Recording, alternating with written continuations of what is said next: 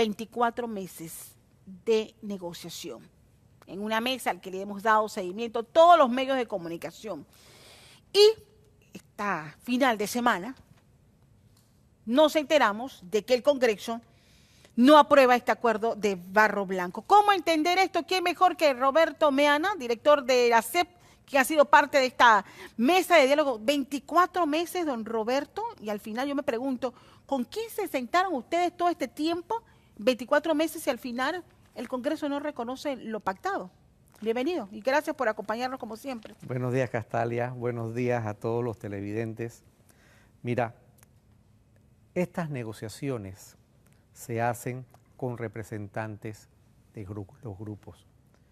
Es imposible pensar que nosotros nos podemos sentar a negociar con un Congreso que está formado por 300 delegados. No habría una coherencia y no habría un sentido común para poder llegar a una negociación.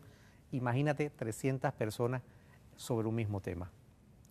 Lo que se hizo aquí fue que el gobierno estableció una comisión de alto nivel que representaba al gobierno y las autoridades tradicionales, el Congreso, escogió a sus líderes. El problema que tenemos es que en su momento, cuando las cosas suceden o no suceden, las autoridades se comienzan a desconocer, sobre todo las autoridades tradicionales, con todo lo que hemos visto en los medios, donde se desconoce una autoridad de cacicas y caciques que fueron escogidos dentro de un proceso democrático, lo cual valida su representatividad frente al pueblo. Pero eso no es la primera vez que se da.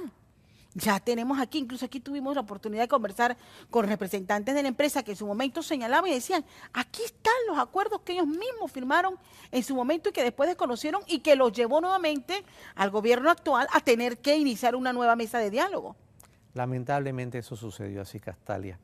Por eso es que nosotros nos esforzamos en estos 20 meses a crear un acuerdo que estableciera las reglas definitivas para poder solucionar el tema de Barro Blanco. Y eso se firmó, eso está en blanco y negro de que se conformó, de que iban a estar representados una comisión de alto nivel de gobierno y otra comisión de la comarca Nove, justamente para no estar viviendo lo que hoy estamos viendo. Castalia, definitivamente hubo esa representatividad. ¿Cómo nosotros nos hubiéramos podido sentar con personas que no tenían una delegación para poder hacer una negociación? Y una delegación que viene de su escogencia dentro de procesos democráticos donde ellos fueron las autoridades elegidas. O sea, nosotros no fuimos a hablar con una autoridad no elegida, nosotros no fuimos a hablar con personas que no estaban debidamente legalizadas para poder hablar. Uno tiene que hablar con aquellas personas que tienen el voto y ellos tenían su representación en el Congreso, o sea, su Congreso lo representó, y el camino lógico era hacer la negociación y que ellos fueran, como bien lo establecieron en el acuerdo, a establecer que el Congreso hiciera su aprobación. Nuestro mensaje al gobierno es que no estamos en contra del proyecto porque ya fue terminado, sino que se presente un acuerdo en el que participe y se tome en cuenta al Congreso, que es el máximo organismo de la comarca.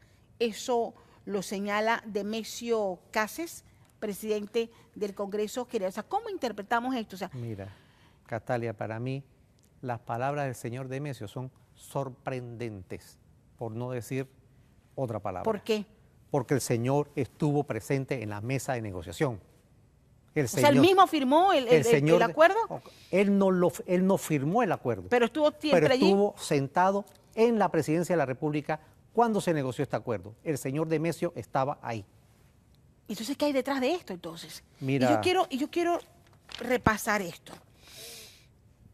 50% de priorizar que el personal que labore en la hidroeléctrica sea mano de obra indígena. Garantizar el uso adecuado del recurso hídrico, o sea que no solamente va a ser para la operación de la hidroeléctrica, sino para todo lo que necesita el pueblo Nove para poder seguir viviendo de lo que ha vivido durante todos estos años. No solamente el pueblo Nove, las comunidades. Sí, porque ahora vamos a hablar, porque yo quiero que usted me hable del resto de las comunidades, porque hoy dije, están los campesinos también en esto, pero yo no escucho la voz del campesino en esto. El 15% de ingresos de la operación de la hidroeléctrica serán entregados a las autoridades comarcales. Mira, Castalia, a mi juicio este era un acuerdo ganar y ganar. El solo hecho de que el gobierno nacional reconozca en su presupuesto nacional del Estado una suma equivalente al 15% del ingreso bruto de la empresa y que lo ponga en un fondo que va a ser administrado por las autoridades de la comarca y fiscalizado por la Contraloría General de la República e independiente al resto de los fondos que se tienen que invertir por normas constitucionales en la comarca, es un triunfo de las autoridades tradicionales y no entiendo cómo ellos alegremente dicen, no apruebo esto. Ahora bien, ese acuerdo establece, se lo pregunté yo a la señora Silvia Carrera el jueves pasado, ese acuerdo establece cómo se van a manejar estos fondos. Yo le pregunté a la señora Silvia, el Congreso ha debatido, no es materia suya, pero yo no sé si en su momento cuando se dijo, vamos a dar el 15%, alegremente yo no creo que se pueda dar el 15%. Castalia. ¿Y quién tiene la responsabilidad de administrar esos fondos que en su momento se les van a entregar? Castalia, el mismo acuerdo establece de que ese fondo tiene que ser creado por una ley de la República. Al ser creado por una ley de la República, se va a establecer cómo va a funcionar, cómo se designan a las personas que integran el fondo, cómo se van a manejar las contrataciones y sobre todo, que el mismo acuerdo lo establece, que tiene que ser fiscalizado por la Contraloría General de la República. Aquí hay te lo decía también a la señora Silvia, con la aprobación de este 15%, o sea, entra por obligación, si hoy día, sin esos recursos, hay un conflicto político de cuando reconocen a una autoridad y cuando no la reconocen, ahora con el manejo de estos fondos, pareciera que el problema se incrementa, las diferencias entre las propias autoridades, ¿no ve? Mira, Castalia, yo no quisiera entrar en ese asunto particular. Pero es evidente, don Roberto. Sí, Castalia, puede ser evidente, pero una persona que participó en la mesa de diálogo como yo, en la cual se agotó y se estableció con seriedad y con responsabilidad toda una serie de pasos para que esto pudiera proceder, yo no quisiera ponerme a interpretar las conductas particulares de estas personas. Lo que sí yo quiero hacerle un llamado al Congreso Nové Buglé y a las autoridades que ellos nos tienen que exponer con claridad cuáles son sus puntos de desacuerdo y que tiene que tener una lógica, un sentido común y una racionalidad, porque nosotros no podemos estar pensando en acuerdos para resolver situaciones de carácter particular y no resolver la situación general.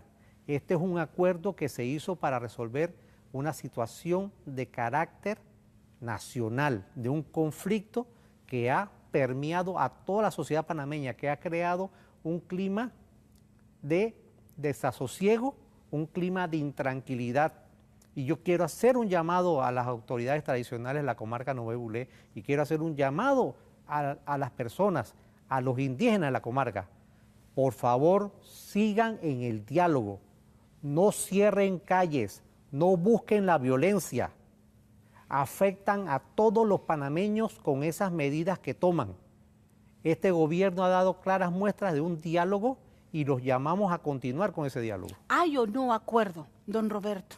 En este momento no hay acuerdo porque el Congreso no lo aprobó. Y nosotros tenemos que esperar los comentarios del Congreso. Ellos han enviado sus puntos, usted ha señalado que no están claros en los puntos. En este momento yo no tengo conocimiento de que hayamos recibido un documento formal de parte del Congreso donde se establezcan cuáles son las diferencias que ellos tienen. ¿No pueden ustedes sentarse a dialogar como lo manifestaba al inicio de la entrevista con 300 representantes del Congreso? Definitivamente no. ¿Tendrían ellos que nuevamente nombrar otra comisión de alto nivel? Así es. Que avale y que por Dios, señor, que firmen y que digan que al final sí van a reconocer lo que esos representantes del Congreso aprueben en la mesa. Debe ser así, Castalia. Debe ser así. ¿Qué va a pasar con la empresa Geniza? Ustedes estaban en este proceso, incluso hubo una diferencia con la empresa Geniza que después se echó para atrás cuando se manifestó de que no estaban de acuerdo con lo pactado.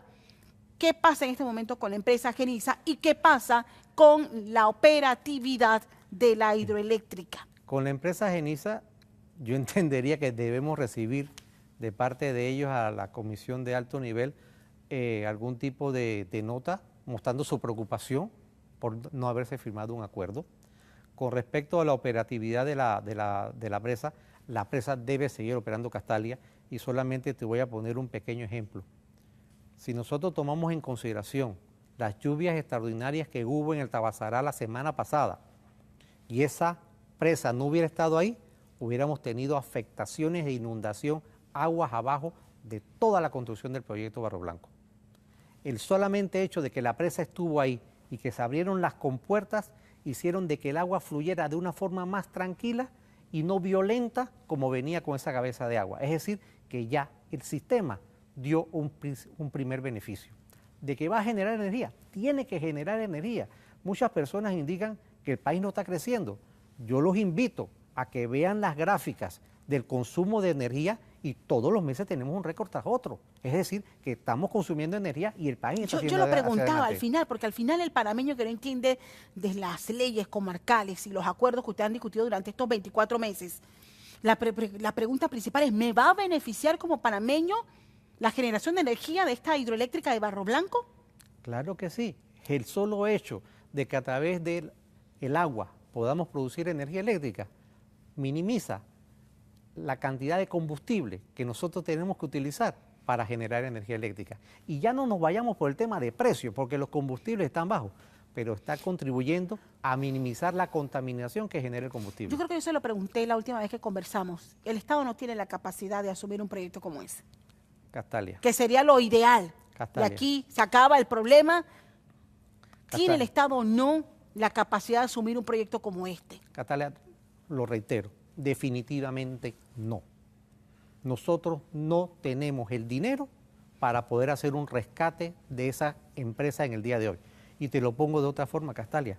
¿Qué precedente le estaríamos dando nosotros al país cuando y me disculpan, cuando un pequeño grupo de personas que ni siquiera son las autoridades del Congreso nos quieren tener secuestrados por no hacer un proyecto? Eso no puede ser, Castalia.